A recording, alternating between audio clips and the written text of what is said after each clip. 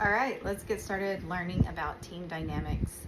I recognize that you can kind of see the screen in the back. Just ignore that. That's just a reflection, and my editing skills are about actually, I feel like it's a level 1. Thank you, Nancy.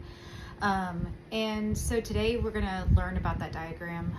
Hopefully it's up here in the corner, and there'll be periods where if I'm successful, I will be able to make it bigger for you to go into. And so at this point, I'm going to make it a little bit bigger for you to be able to look at it. And I would like for you to just kind of go ahead and take the time to screenshot it. And that way, if you want to go back later and look at it to see if it kind of makes more sense as we talk through it, it would be at your disposal. This is a diagram that I created several years back in conversation with a new leader. And I was trying to explain to them how to leverage all of the different parts of your team. So my background is nursing, but I've been a leader way before nursing. I was a supervisor in high school, in a subway. I was a resident assistant in college, kind of leading a floor. In every kind of job that I've been in, I've just had the ability to move up some form or fashion. And so really my leadership journey started early on. I've had a lot of jobs. Even before I got into nursing school, I worked at Family Dollar, so had a lot of opportunities to see a lot of different teams, and I would say these kinds of principles hold true today. You might ask, hey, what equipped you? I'm going to be quite honest and say that if you haven't taken a spiritual gifts assessment, they are available. They're free online. If you reach out to me directly, I can probably send you one. It just so happens that it's also one of my spiritual gifts that showed up on my assessment. However, I've had the opportunity to have a lot of leaders, and then I've been a leader for, I don't know, probably about 15 years now, and I've spent some time really focusing on how to be better for others. And so in this diagram, we're going to count 4 different types of leadership. And I chose the word manager because I felt like that was the easiest, but it doesn't necessarily matter what your actual title is. So we're going to say that you're the boss, okay? So manager/boss. There's the staff situation. It could be one person, it could be a collective group. And then there's informal leaders and formal leaders. And I want to take a little bit of time to discuss what that means.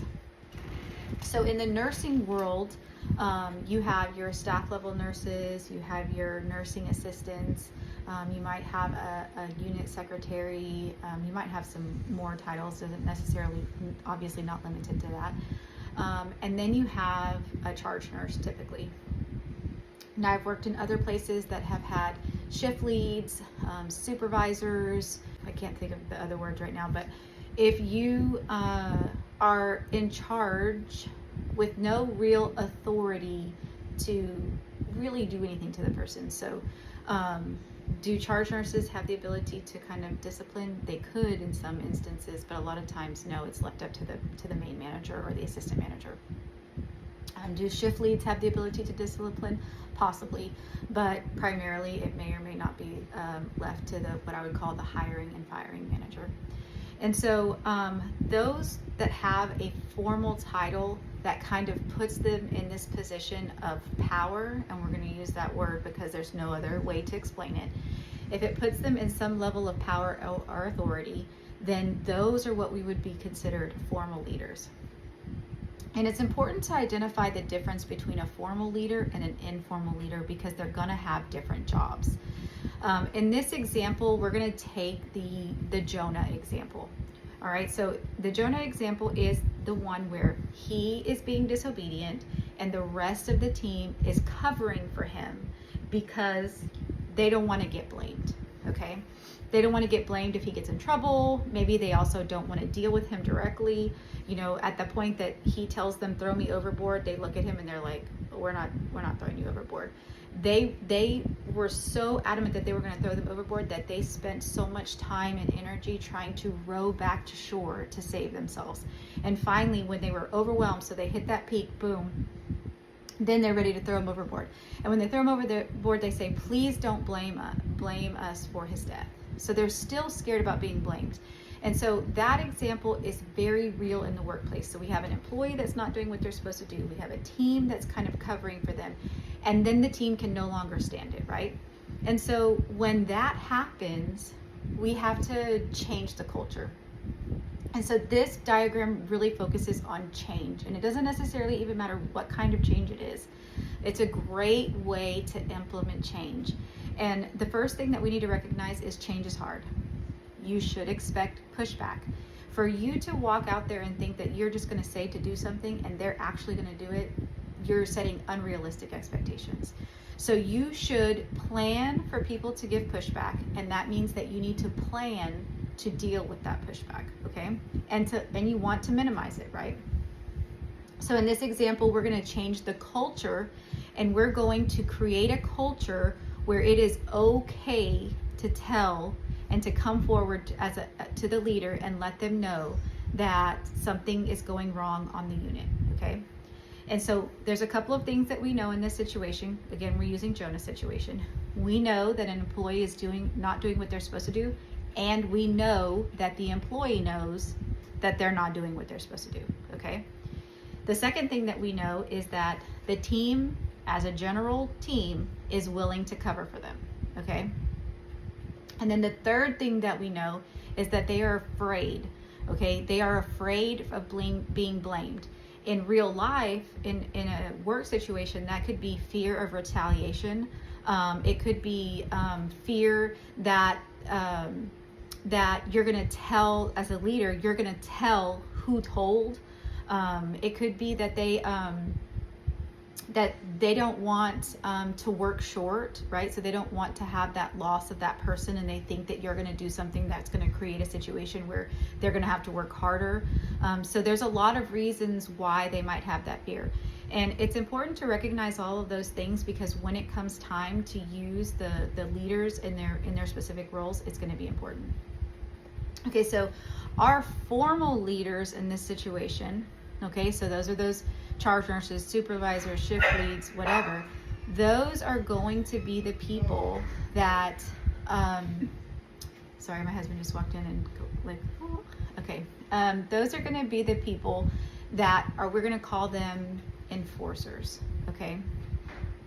And enforcers is kind of a bad word, but they are the ones that you, as the primary lead, the manager, the boss, you are going to really expect them to perform and get the staff to agree with what it is that you're doing, okay?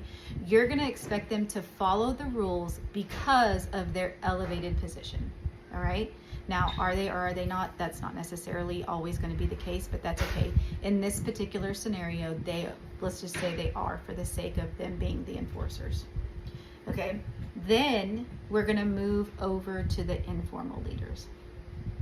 And this is the most underutilized group that a manager has. And oftentimes they view them as the problem rather than the solution. So informal leaders are leaders that influence other people. So oftentimes the people that we think are really the leaders of the group, we think it's going to be about popularity or something like that. And that's not necessarily wrong. It's just that you're going to have to go assess and see, who is the staff listening to? Oftentimes, it's the person who complains the most. The person who you look at and you think, oh my God, I don't even want to tell them that I'm making this change because I'm never going to hear the end of it. That's usually a high influence person, okay? Not only are they very vocal in their complaints, they are also typically very vocal with everyone else. And so if you can leverage that person to be in your corner, okay? So if I can go convince that person that it is okay to tell on people, that's probably a bad thing to say, but if it's okay to come communicate to me when something is going wrong, if I can convince them that I am there to support them, they are going to be the same people that complain are going to be the same people that go encourage them to change the culture. Now, another type is one that you see people frequently go to advice, okay? If they're oftentimes going to seek assistance from them, then that means that they value and they respect their presence at the job site or on the unit for the nursing areas. Okay, so that means that they are going to be the people that they're watching them. They're watching to see what it is that they're going to do. And that person may or may not be very vocal, but because people are so invested in them and what it is that they're going to choose to do, they're going to be paying very close attention. Okay, and then you're just going to watch and see if there's any other, hopefully you don't have clicks, but if you do, any other click leads or anyone in that category. And those are your informal leaders. They are oftentimes the biggest gossips, the most complaining, the ones who just challenge you every single day, okay? That's the group that we're gonna try to target a little bit. Now, if you look at the center of the graph, we have arrows that go down, and that's the change. The manager is the person, the boss, the leader is the person who needs to communicate the change, okay? There's no question about that, okay? If you are gonna try to get your formal leaders to go out there and introduce the change, I'm very sorry, but that makes you a coward, okay? They don't deserve that, all right? You have to be the one that's going to go out there and give the change as the leader of the department, group, whatever. You're going to go provide that change, okay? Because when you do, you're going to give them the opportunity to ask questions, and you're going to be able to answer the questions to the best of your ability. You'll notice the other side, the pushback is going to come back. You want the pushback to come to you. You don't really want the pushback to come to the other two groups, because they're not always going to be the most prepared to answer it, okay? Even your formal leaders, you might have prepped them, you might have had separate conversations with them, but you cannot prep a person enough. If they're not the instigators of that change, they will never have enough answers, and all they can really do is say, you know what, that's a great question, let me get it back up to the person that it needs to be. And that's an appropriate thing, but it's just not, it shouldn't be your first line. It should be second, third, fourth, fifth line. And so your enforcers should know about the change, and more importantly, you should give your enforcers or your formal leaders in the change before you give it to the staff. That way they can be your test group and really get all the questions that they think that they might that might be asked, and they can get all that prepared for you. And so you can use them as a good first try type of environment. You know, you do run the risk of them sharing that information before you're ready. It's a risk you run every single time. But it's important to let them be prepared before it happens, okay? Now, when you look at your informal group, this is where it becomes important to leverage what it is that you want to accomplish, okay? If I had a high fear level that they were going to provide me a lot of pushback and give me a lot of questions, I might test it out in this informal group with one, maybe two people, and say, hey, this is coming down the pipe. What do you think about this? What concerns do you have? Which way do you think we should go? Whatever the discussion is. So in this particular instance, I'm going to come to them and I'm going to say, hey, you know, we really want to change the culture of our unit. I really want everyone to feel very comfortable coming to me and saying that people are not doing the things that they're supposed to be doing. And so when we get them to do that, we want to make sure that that we are letting them know all of the information that we have. Why? Why do we want to make sure that they have everything that we know, and that they're going that everything good about the situation? We want to even tell them, hey, when they come to us, we're not going to use their name. We're going to figure out a way to have a conversation with them with just bringing up generalized things. This is not to target and get people to tell on people or anything like that. This is really just to work on making our unit, our workforce better, our unit better, whatever it may be. And so I'm going to give them all of the information as the informal leader, because I'm going to have one expectation of them, and that's that they go spread that rumor. Okay? I'm going to leverage their inability to stop gossiping in my favor. Okay? But I need to basically control what that gossip is and make sure that it is factually correct, that it is straight from my mouth. I want to clear up everything that they could possibly think of. So I want to answer every single one of their questions that they have as an informal leader, with the sole expectation that they are going to go out there and tell everyone what I said. Okay? And if you pick the right informal leaders, everybody is going to go listen to what they have to say. They're either going to form their own decisions based off of what they hear. They're going to come, which is what I want, right? I want that pushback to come back to me, right? They're going to come and they're going to say, you know what? I don't believe her. I don't believe Jessica. I'm going to go ask the boss myself. I'm going to go really say, did you say this? And that way the boss has the conversation with the employee that's got pushed back and is able to clear up any confusion or any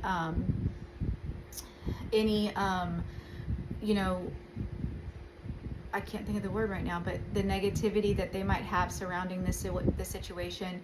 They can get that all cleared up. Okay? Now, when the staff starts like not doing what they're supposed to be doing, now the influencer or the informal leader has kind of come and shared that information, and they're really not doing what they're supposed to be doing, that's when your enforcers come in and say, hey, you know, we're supposed to be doing this. We should probably do that. And they kind of become the support that encourages them when they're teetering on and off the edge, that they really just come and, not to be mean, but kind of push them over the edge and say, okay, I'm going to go do what I'm supposed to do. Now, when the two parts work together, you're really able to function and make change. And when I say make change, I mean make more than 50% of the people change. Okay? When you are going through some type of change on your unit, you should never expect it to be 100% right away. You really want what I'm going to call a majority. Okay? If I can influence about 60% to do the change that I need them to do without any intervention from me as the boss, I have been successful. Okay? And if I can get greater than 60%, I have been incredibly successful. And then I get to focus on that other 40 or less percent that need that little extra support, whether that's just a little bit more conversation and explanation of what the change is going to be and why, or whether it's that even smaller percentage that requires essentially disciplinary action or further coaching or more monitoring. I can have more time to spend on those particular groups rather than the full 100%. And so it's really important when you're talking about change that you leverage every single piece of the dynamic that you have on your team. And people oftentimes as leaders shy away or think that they're going to be able to just stand in front of a group of people and tell the change and everybody's just going to understand because you explained why.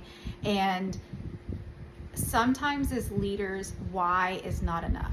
Okay? So if it's a change that you have the ability to do, so like let's say I was implementing a new tool that was supposed to reduce the amount of time that they were going to take to do this one job, okay? I'm going to leverage those same people, okay? And I'm going to go get those influencers, and I'm basically going to bribe them to use this tool. I'm going to say, look, give me 3 days. Use this tool for 3 days and come prove me wrong. Come tell me it doesn't work. Come have a discussion with me. within reason, right? I will buy you a candy bar if you just do this for 3 days. And you build a relationship with these people, especially the ones who like to argue with you. You give them that safe space to argue with you without repercussions, okay? You say, look, I know that this is important to you and you're very passionate about what you're doing. I just can't have you be as passionate as you are out there with everyone else. So you just come in here and you be passionate with me separate, and I'll be willing to answer anything that you say. So you start building a rapport with that person, and you start telling them, I'll even buy you a candy bar if you just go out there and try this for 3 days. If your change is really good, I encourage you to do that. If your change is bad, don't do that. But if your change is good and you get them to do it and they see that it works, they will sell it for you, okay? Now, if you take a formal leader and you do the exact same thing, so I take a supervisor and I tell my supervisor, go out there and teach them this change and make them do their change. And they go out there and they say, you need to do this change. It's going to make everything so much better.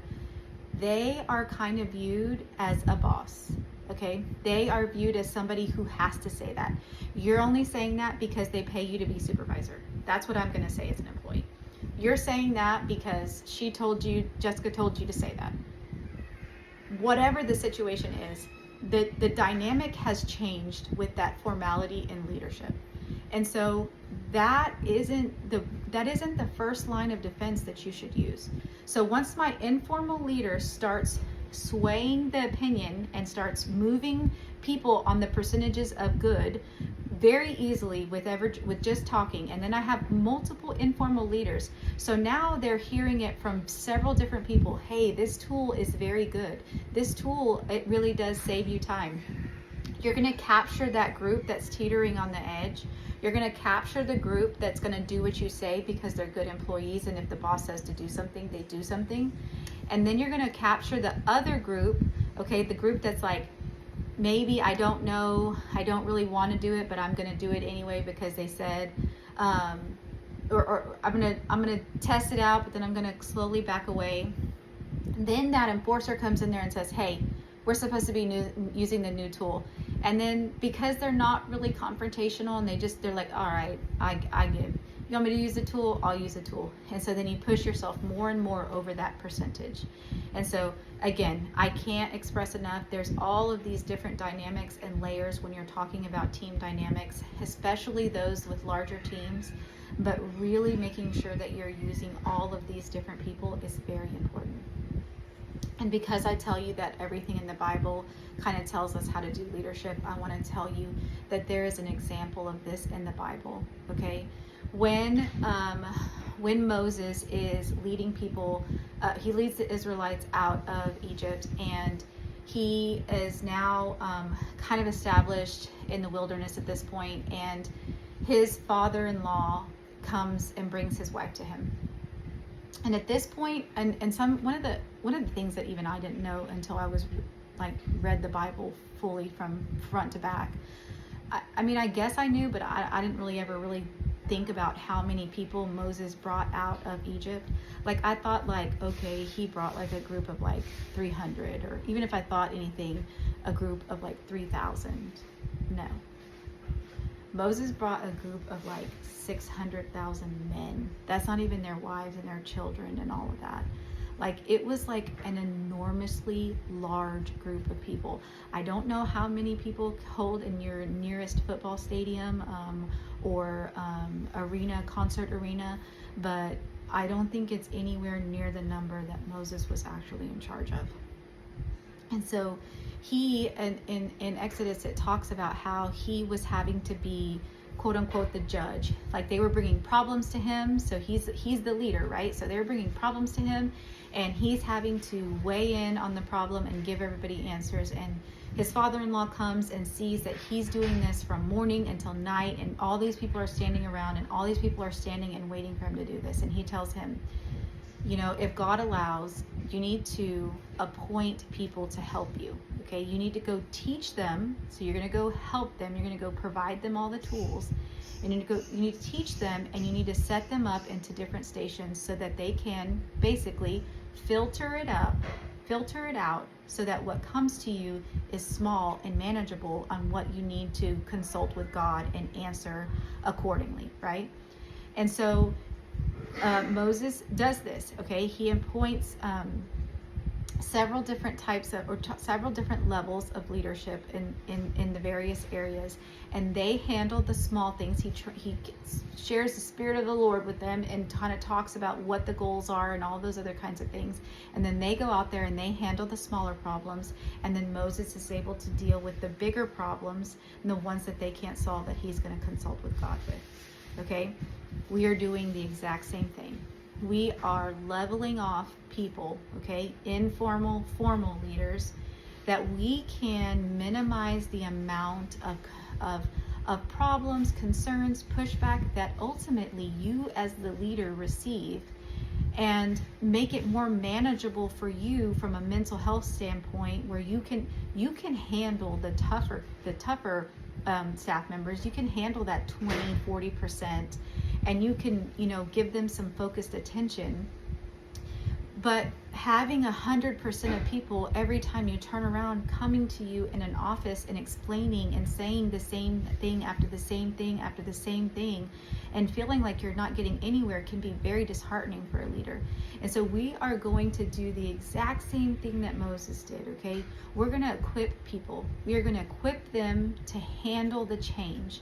We are going to give them the ability. We are going to answer their questions. We're going to do everything that we possibly can. And then we're going to leverage those informal leaders and those formal leaders in order to make that change. Again, just want to throw this out there. I know that this might spark a lot of questions and figuring out how you can apply it in your area. Just a reminder, lightbeneathmyfeet.com. There's my website. You can sign up for a discovery call. We can talk about your situation, your change, kind of talk about how to identify informal leaders. If you want to know something else about this, you can comment in the comment section, and I will check it out and see if I can't help you a little bit, whether that be creating a video or responding to the comment, any of those things. I hope this was helpful, and I appreciate you watching.